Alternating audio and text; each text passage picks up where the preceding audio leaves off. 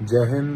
अभी मैंने हमारे हरियाणा के डीजीपी साहब की एक प्रेस कॉन्फ्रेंस देखी, जिसमें कि जब सिक्योरिटी को लेके पत्रकार साथियों ने प्रश्न किया तो उस पे डीजीपी साहब ने जो स्टेटमेंट दी, मैं उससे बिल्कुल संतुष्ट नहीं हूं।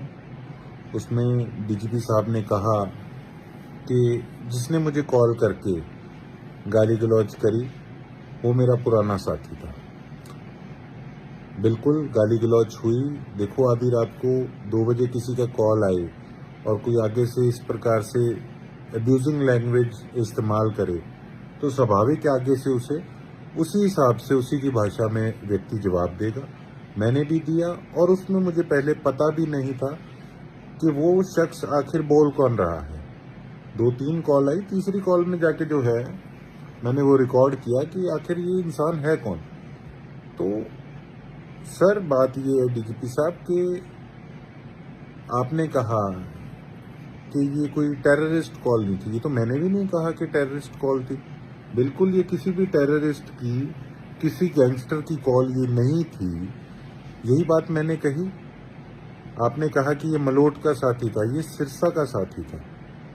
सर, अगर आज इसको हम गैंगस्टर का एंगल दे दें कि मैं बात को उधर ले जाने की कोशिश कर रहा हूं, मैं तो लेके ही नहीं गया। हम इसका एंगल क्यों बदलें? अगर आज 1.5 लाख लोगों के प्रतिनिधि को इस प्रकार से कोई उसके साथ मिसबिहेव करता है तो उस पे पुलिस का क्या स्टैंड है हमारी स्टेट के अंदर?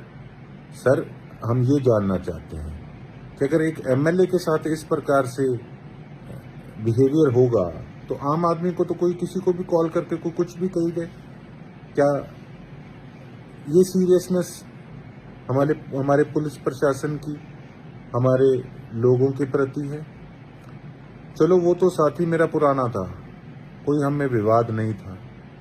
चलो, जो बात हुई, हम तो एक ही शहर के हैं, कल को ये चीजें रिजॉल्व भी हो सकती हैं।